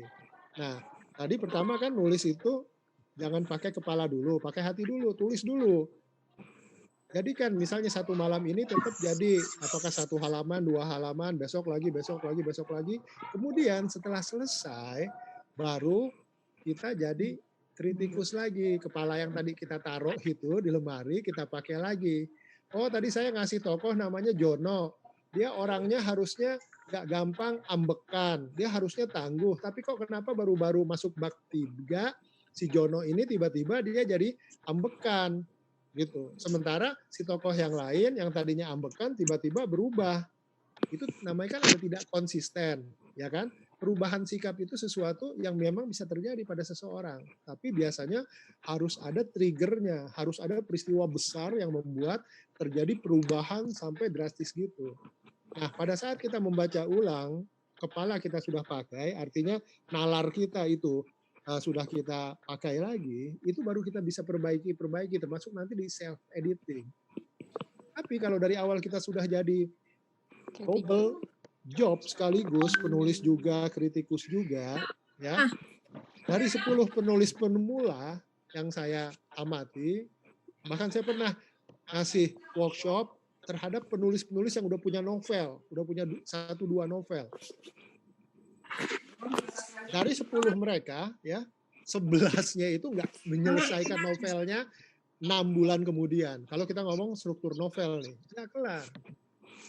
Jadi keinginan untuk menjadi perfect itu baik, tapi over perfeksionis juga kurang baik di awal. Ya, itu dulu buat adik kita yang tadi yang 19 tahun. Mulai disiplinkan, sempatkan waktu, memang nggak akan mungkin. Jangankan kamu yang misalnya masih sekolah atau kuliah, seperti saya aja, ya, saya sebagai seorang ayah, ya tentu punya istri, punya anak 3, udah ada yang mau skripsi, ada yang baru lulus SMA, ada yang kelas 2 SMP. Sehari-hari kalau nggak nulis, diminta juga misalnya ngisi kajian, ngisi seminar, nulis kolom. Banyak sekali yang harus kita lakukan. Belum misalnya di lingkungan pertetanggaan kan, ada acara ini, acara itu. Jadi kalau kita cari justifikasi, alasan, itu pasti semua alasan itu sah, kita nggak akan nulis. Karena semua kegiatan itu kayaknya memang susah. Nah, sebagai penutup sesi saya ini, di jawaban ini, saya ingin sampaikan pada teman-teman sebuah kalimat yang selalu saya sampaikan pada para penulis, bahwa kalau bahasa Inggrisnya gini, writing is a continuous struggle between oneself and a blank page. Jadi menulis itu adalah sebuah perjuangan terus-menerus antara diri seseorang dengan halaman kosong. Kalau yang laki-laki ini misalnya suka futsal, lagi males, dijemput teman-temannya, tetap main bisa. Atau yang suka ngaji, lagi malas ngaji, dijemput teman-teman majelis talimnya, ikut pengajian yuk. Ada ustadz ini, ustazah ini. Tadinya malas nih, dijemput bareng-bareng, bisa jadi ikut ngaji. Tapi begitu nulis, habis kelar ini nanti nih, web Zoom meeting ini, tadinya udah nulis, tiba-tiba ada TV lah, ya kan? Nuzulul Quran acaranya bagus, atau ada yang hobinya nonton Netflix, atau nanti lihat yang lain, baca buku yang lain. Ada 1001 alasan untuk nggak nulis. Gitu. Besok aja deh, kayaknya capek seharian tadi habis ngikutin banyak Zoom meeting. Giliran besok udah pada niatan tuh. Ya, jadi banyak hal gitu. Bagaimana menulis itu? Godaan ya? Godaannya banyak banget dan semuanya sah. Saya bilang semuanya sah. Bukan kita. Terus bagaimana kita nyari bioritme kita? Ada orang yang bagus, yang dia semangat nulis habis subuh. Ada yang pagi, ada yang siang, ada yang tengah malam setelah semuanya hening. Itu yang harus kita cari sendiri. Jadi kita penulis ini sebetulnya kita akan memahami tubuh kita terbaik pada saat mana kita bisa menulis. Dan kalau nanti proses itu sudah berjalan, tetap kita harus jaga kesehatan tubuh. Asupan makanannya berguna, jangan begadang ya. Yang laki-laki terutama, kalau saya sarankan jangan merokok gitu. Merokok itu kelihatannya asik, mengeluarkan imajinasi, tapi itu in the long run nanti di akhir 30-an 40 tahunan itu cepat drop. Udah banyak banget saya ngeliat teman-teman kayak begitu. Ntar kita ngomongin satu sesi khusus di situ. Ibu mau tanya. Yang terakhir, olahraga juga itu harus penting. Penulis masih masuk itu, suaramu. Ya, penyakitnya itu kebanyakannya stroke, kolesterol, ginjal, ya. Banyak banget yang baru umur 40, di akhir mau ke 50, udah gitu. Kenapa? Karena dia udah lupa ritmenya, badannya. Duduk terus, nggak mau olahraga, nggak mau fit, nggak mau mengeluarkan ini. Jadi pada akhirnya ketika kita menulis dengan apapun tadi niat untuk mencari pendapatan, untuk aktualisasi diri, atau tadi Pak Fauzan bilang mengutip Imam Abu Hamid Al-Ghazali, karena kita bukan anak raja, kita bukan anak raja, maka menulislah ya, verba volen, kriptamanen, tulisan kata-kata itu nanti akan hilang, tapi tulisan itu akan jadi menetap abadi. Apapun yang kita lakukan, kita harus jadikan itu sebagai salah satu jalan ikhtiar dan perhambaan kita. Karena ini kita bulan Ramadan juga ya, meskipun masuk tanggal 18, saya tutup bagian saya ini dengan kisah terutama bagi kawan-kawan semua yang muslim, yang muslimah. Di surat Yusuf itu di ayat 67, Nabi Yakub itu berpesan kepada anak-anaknya yang 11, waktu anaknya Yusuf itu nggak jelas kabarnya di Mesir. Wahai anak-anakku, kalian carilah saudaramu ini gitu. Tapi la yadkhulu min babi wahid, kalian jangan masuk dari satu pintu saja gitu. Masuklah kalian min abwabi mutafariqoh, masuklah kalian dari pintu-pintu yang berbeda-beda. Nah, kita menulis ini sebetulnya salah satu pintu yang berbeda juga untuk dakwah. Dakwah itu bukan hanya dari panggung aja seperti ustadz-ustadz yang piawai. Menulis itu kita juga memberikan, karena sebaik-baiknya tulisan, ini betul-betul penutup saya, adalah tulisan yang ketika pembaca membaca tulisan kita itu, mudah-mudahan dengan itu kedekatan mereka kepada Allah, kepada Tuhan yang Maha Esa itu jadi lebih dekat lagi. Karena kalau tulisan kita membuat pembaca kita itu jauh dari Tuhan, apalagi membuat mereka melakukan maksiat, itu kita kena dosa jariah sebagai penulis. Berat. Mau kita dapat uang berapa banyak pun ya, tapi kalau kemudian pembaca kita itu jadi nggak benar, akhlaknya, kelakuannya, pemikirannya, bahkan terjadi mafsadat-mafsadat di masyarakat karena tulisan kita itu, nggak ada gunanya semua pencapaian materi yang kita dapat. Mau dapat penghargaan penting ke, mau dapat kontrak-kontrak apa. Jadi dari awal kita, apalagi justru yang misalnya baru mau mulai, bersihkan niat. Betul tadi tuh Mbak Lulu, niat dulu. Jadikan ini sebagai salah satu sarana. Banyak sarana untuk sana. Tapi kalau memang Allah sudah memberikan kita bakat ditulis, ya itu juga kita harus optimalkan, harus kita maksimalkan. Demikian tanggapan saya. Kurang lebih mohon maaf. Assalamualaikum warahmatullahi wabarakatuh. Waalaikumsalam. Terima kasih udah Akmal yang sangat filosofis saya kira, terakhir mengutip Al-Quran. Teh Neni mungkin merespon dari pertanyaannya. Sedikit saja mungkin ya, tidak terlalu banyak. Dua orang ya yang ditujukan, ditanggapi. Kalau cara promosi agar murah, efisien, dan sebenarnya Mbak Kinanti ini udah jagonya sih. Jadi kalau yang saya lakukan karena memang baik yang indie maupun yang beberapa yang mayor, meskipun mayor tetap kita harus promosi. Kalau yang hemat efisien ya lewat medsos, Facebook, Instagram, IG sama FB mungkin ya kalau yang saya ini. Atau via WhatsApp juga. Kemudian jaringan teman-teman yang mau, kemudian sistemnya kita juga bisa menawarkan kayak sistem persentase dari harga buku dan lain sebagainya gitu. Kalau yang indie kan bebas kita menentukan mau berapa persen buat distributor ataupun pembeli gitu. Kemudian untuk hadiah siapa ya? Yang masih SMA ini. Memang kalau yang ada ini tadi ada nyangkut-nyangkut juga banyak tugas dan lain sebagainya gitu. Jadi memang kalau kita udah niat untuk menulis, tadi tangkap dengan cara mencatat, entah itu di buku kecil atau di apa. Kalau sekarang kan bisa di gadget gitu ya. Nah kadang-kadang saya juga kalau misalkan ngadepin laptop itu jarang keluar ide. Jadi temukan kita nemu idenya itu melalui apa gitu. Kalau saya sih ketika ngadepin FB atau WhatsApp baru ngalir gitu, idenya ngalir begitu aja. Jadi kita bisa cari media apa yang bisa kita nyaman, idenya meluncur gitu ya. Kemudian kalau saat nulisnya bergelombang naik turun gitu ya, moodnya ya jangan dipaksakan, tapi berhentinya juga jangan lama-lama. Kalau kelamaan berhenti ya bisa menguap ide yang sudah kita tangkap tadi gitu. Jadi intinya memang kita harus sempatkan dimanapun kapanpun kita tulis lewat media yang kita nyaman untuk mencurahkan ide. Karena misalkan saya nih punya sebuah grup antara sama saya dengan first rider saya. Jadi semua ide apapun yang muncul ditulis di chat grup itu yang hanya isinya kita berdua. Nah itu bisa jadi arsip itu. Setelah itu baru kopas ke Word yang ada di handphone. Edit terakhir pakai di laptop gitu kalau ada. Seringnya sih begitu ya Dek ya. Jadi intinya niat, kemudian bagi waktu juga antara belajar dengan nulis tetap harus seimbang. Itu saja mungkin Mas Mahfi yang bisa saya sampaikan. Baik. Terima kasih Teh Neni sudah merespon. Selanjutnya Mbak Lulu, silakan untuk merespon penanya kita.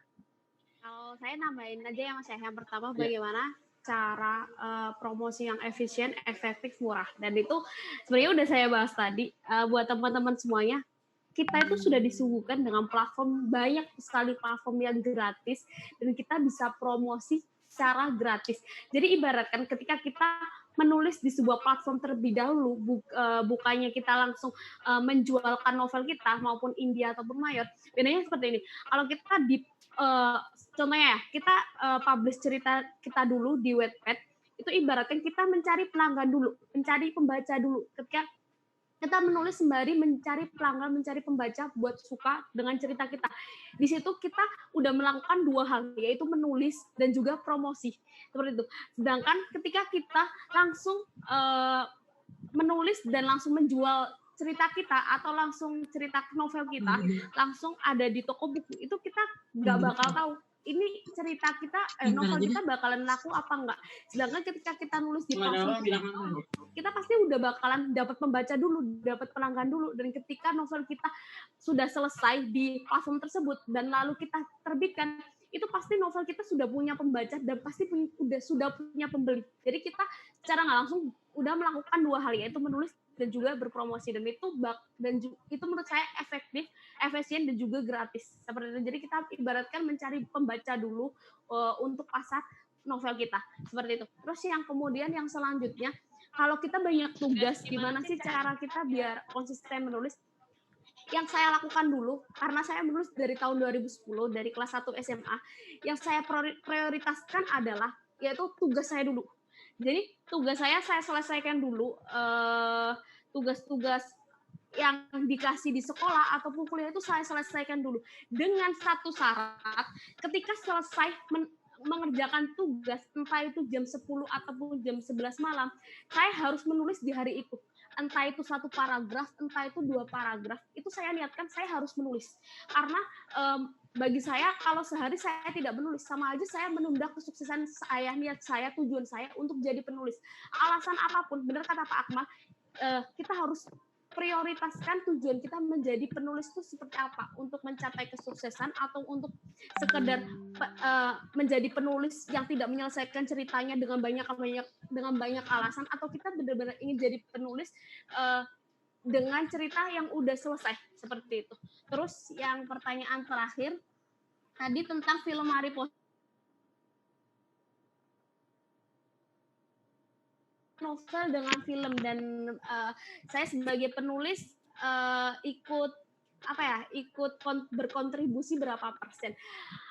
Alhamdulillah novel yang sudah saya filmkan, novel saya yang sudah difilmkan itu ada 2, yaitu novel L dan juga novel Mariposa.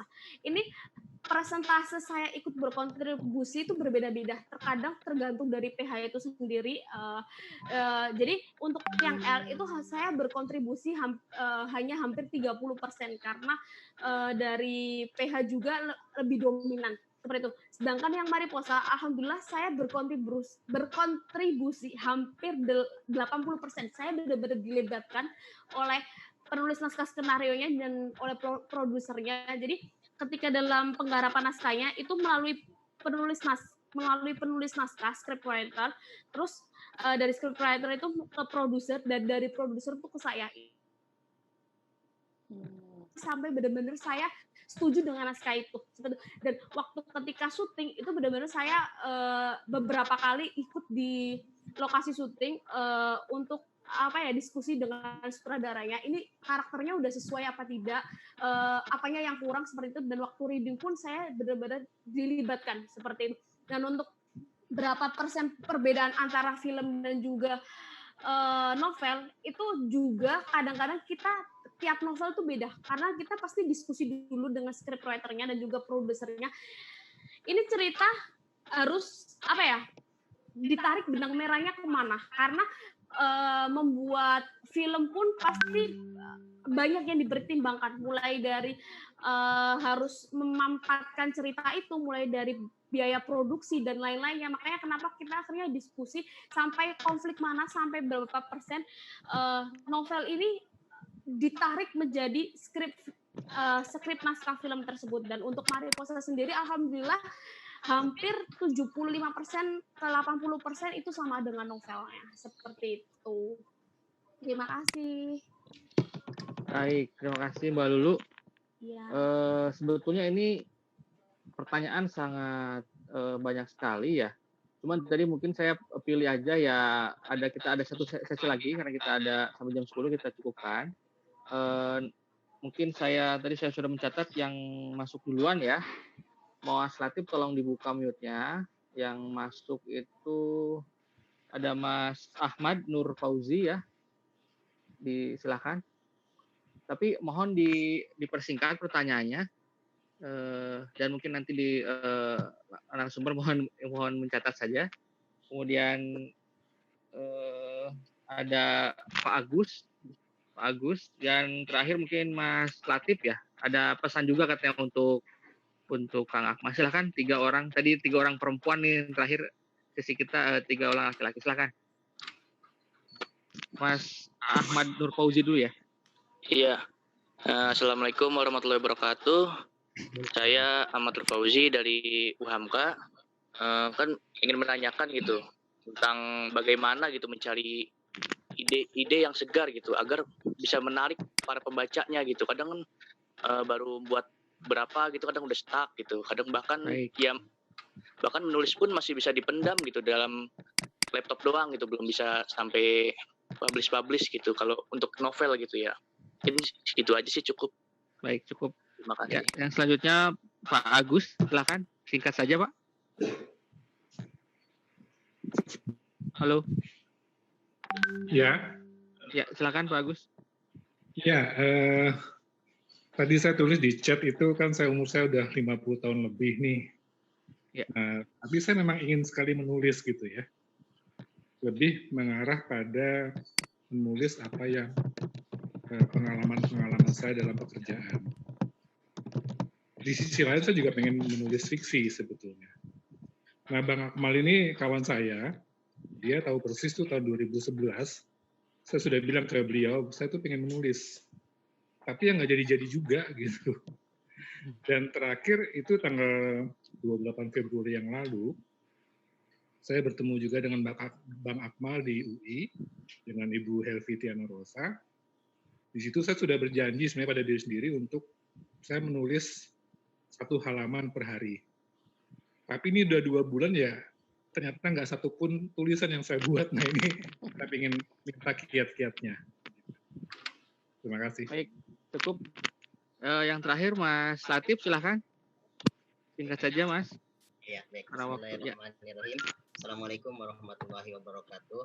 Waalaikumsalam warahmatullahi wabarakatuh. Baik Mas Akmal, ini sebelum saya ingin bertanya, ini ada salam dari ayah saya, Pak Deddy Mizwar. Kebetulan tadi saya chat-chatan dan ada salam untuk Mas Akmal. Baik, bismillahirrahmanirrahim. Yang ingin saya tanyakan seperti ini Mas.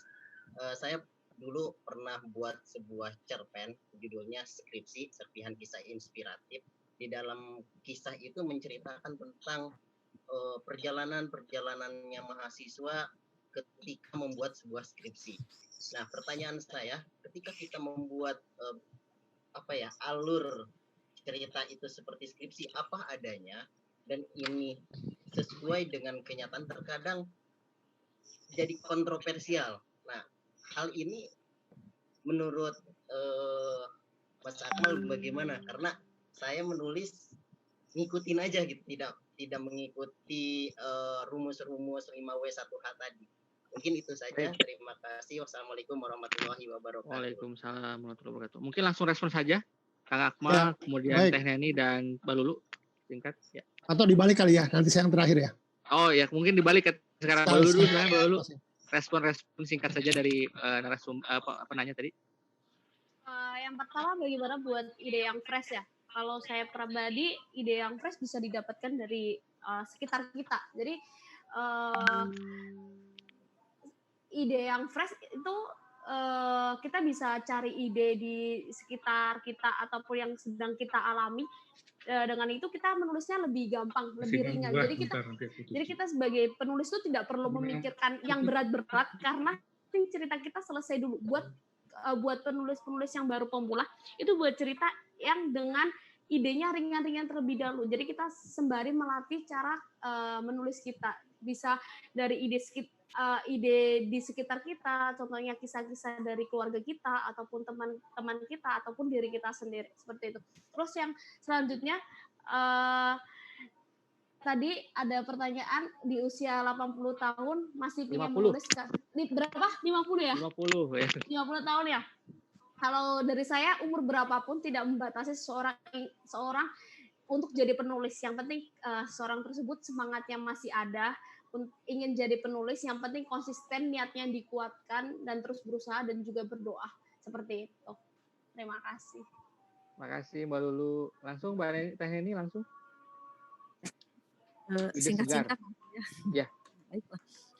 Bagaimana cara cari ide segar, yaitu tadi peka pada lingkungan. Lingkungan kan luas ya, sekarang ada virtual, ada yang ada di sekitar kita. Apapun yang ada, gunakan panca indera kita untuk menangkap sumber-sumber ide di lingkungan kita. Kemudian tadi Bapak yang kedua, di usia 50 tahun bisakah mulai menulis? Sangat-sangat bisa sebetulnya. Karena intinya sih setiap orang mampu menulis. Hanya tinggal dicoba saja.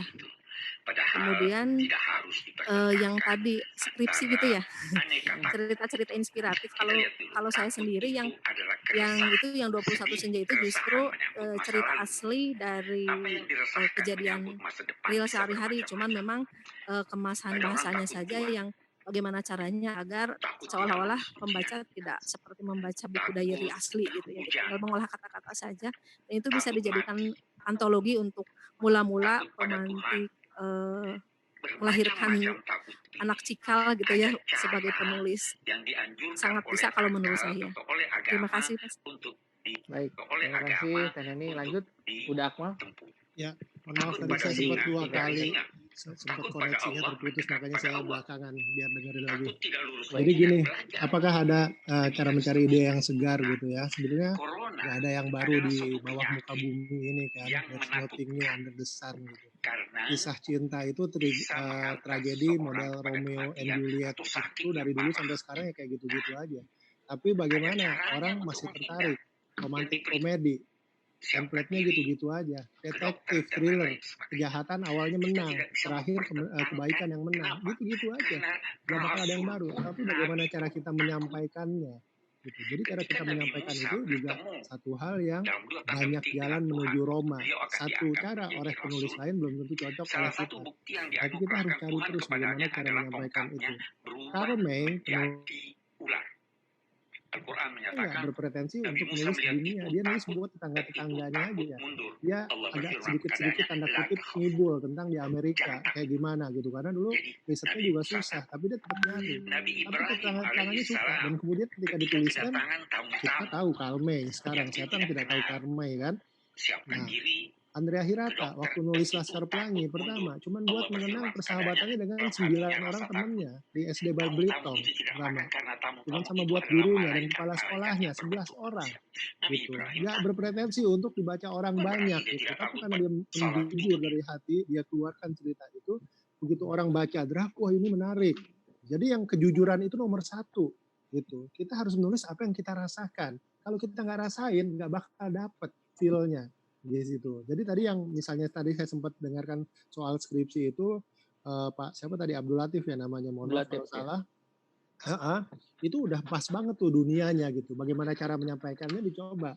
Nanti test case-nya ceritakan kepada lingkungan terdekat. Kalau mereka tertarik, nah kemungkinan besar itu bisa jadi cerita. Atau tadi sarannya Mbak Lulu ke Wattpad ya, sekarang generasinya kayak gitu, itu juga bisa dicoba. Buat kawan saya Agus, ada seorang pelatih tinju di Amerika namanya Jerry Boyd. Itu dia cutman. Jadi kalau dia pelatih tinju pasar malam itu petinjunya duduk, dia yang supaya petinjunya itu yang berdarah-darah gitu ya. Dia ini kompres sama es gitu. Bayangin tuh, pendidikannya seperti apa? Kan bukan pendidikan tinggi kan. Tapi waktu umur 70 tahun, dia kemudian menulis 4 cerpen panjang, 5 cerpen panjang. Cerita-cerita dari ring tinju. Salah satu ceritanya itu tentang seorang petinju perempuan yang kemudian setelah dibaca Clint Eastwood jadilah film $1 Million Baby gitu. Jadi dari seorang yang nggak punya pendidikan tinggi, dari seorang yang kerjanya dari ring tinju di pasar malam, setelah dia bertahun-tahun, 40 tahun dia kerja, dikumpulkan hanya dapat 5 cerita. Tapi satu ceritanya itu ternyata menarik perhatian Clint Eastwood, dibuat film.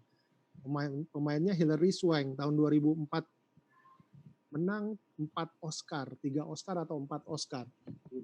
Setahun kemudian Jerry Boyd, nama di bukunya pakai nama samaran, dia nggak berani pakai nama asli, FXTOOLE, FX Tool. Coba di browsing. Di umur 70, ketika umur 71 dia menuliskan sebuah buku, kemudian saat meledak sebagai film dia sudah tidak mendapatkan itu karena dia udah meninggal pada saat itu gitu.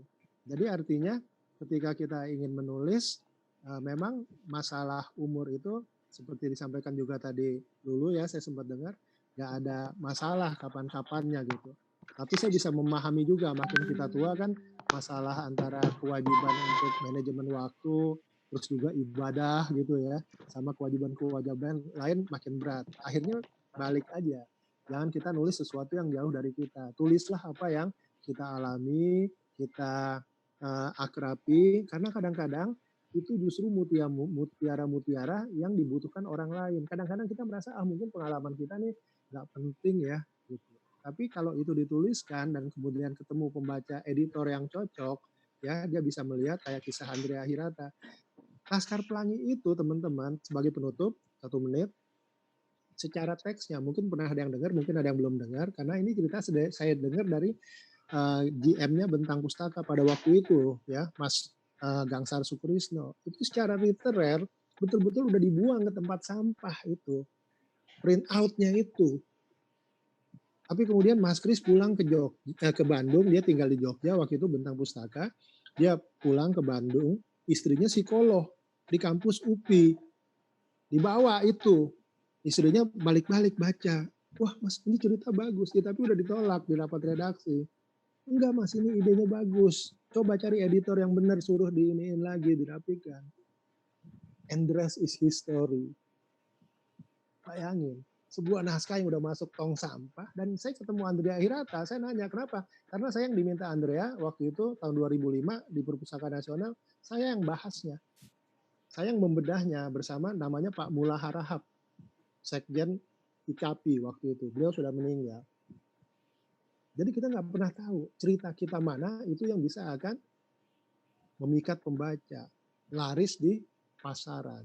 Karena sebaliknya, kalau semua orang tahu resep apa buat bikin cerita yang menarik di pasaran, bestseller, bikin lo kaya, bikin lo bisa laku punya ini, semua orang akan jadi penulis, bro. Iya kan? Justru di mana enaknya kayak begitu? Nggak ada. Semua orang akan jadi penerbit. Nah, jadi balik lagi niatnya. Niatnya kita niat jangka panjangnya apa? Jadi kan bagian dari ibadah dalam bulan Ramadan. Ya. Demikian, Mas. Siap. Syahirul. Ini sambil tausiah nih dari dua Akmal ini. Baik, ini tapi sebelum ditutup nih dari Kang Roni Tabroni ada pertanyaan menarik nih. Kang Roni mungkin tadi di chat saya respon ya. Biasa membaca non fiksi itu mungkin nggak? Mungkin saya juga sama gitu. Mungkin kan nulis fiksi. Saya kira Kang Roni silakan 1 menit atau 2 menit menanya pada siapa silakan atau ke semuanya. Iya, Kang saya tuh bukan pembaca buku fiksi, tapi pingin nyoba nulis novel itu mungkin kayak gitu. Mungkin ya. Nanti kira-kira apa yang harus ditekankan di Amerika ada namanya perempuan Sylvia Nasar, ya. Dia seorang matematika, nggak pernah baca novel-novel. Dia cuma senang dunia matematika. Lalu dia tertarik kehidupan seseorang pakar matematika namanya John Nash. John Nash ini dia punya seperti kayak Mutia di cerita saya itu. Suka mengalami halusinasi, ngelihat orang-orang yang udah meninggal. Dari keluarga dekat dia, halusinasi. Jadi ketertarikan sama orang tokoh matematika aja. Lalu dibuatkan novel versi Sylvia Nasar. Judulnya Beautiful Mind. Meledak novel itu difilmkan. Yang jadi John Nash-nya itu Russell Crowe. Menang Oscar. Cari filmnya, Beautiful Mind. Kisah seorang pakar matematika namanya John Nash Junior, ya, yang saking jeniusnya ada tanda kutip gilanya. Nah, jadi tergantung. Mas, hobinya di mana? Fisika, kimia, bahkan ilmu-ilmu sosial, tetap di situ, stick di situ. Jangan pindah dulu, karena itu memudahkan. Dunia di mana kita yang ada sini, kita angkat cerita itu keluar, kita sampaikan ke orang lain. Demikian. Baik, terima kasih Kak Akmal. Ya. Saya kira kita sudah di penghujung acara, sudah mau jam 10 malam ini. Nggak sampai sahur ya? Nggak sampai sahur. Ini siap sampai sahur nih. Nggak ada kiriman virtualnya ya. Bulletinnya enggak. Oh, ini dari mana nih?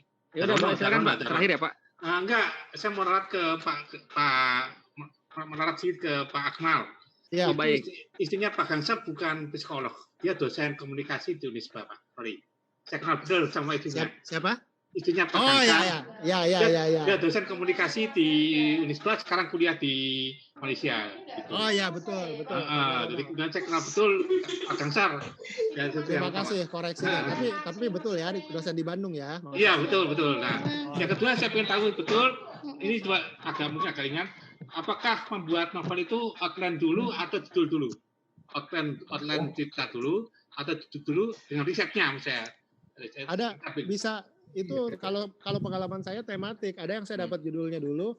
Waktu saya nulis misalnya Presiden Prawira Negara, itu saya dapat judulnya dulu karena menurut saya judulnya bagus gitu. Tapi waktu saya bikin yang tadi terakhir yang Aceh yang Teotoriate itu belakangan. Beautiful Mind. Gitu. Apaan? Yang barusan ditanyain sama Bapak. Waktu saya nulis yang Teotoriate Ini itu novel yang paling bagus. Belakangan. Yang jadi film. Barusan kan dia ngomong. Yang penting ceritanya dulu, yang jadi, Kang Darono.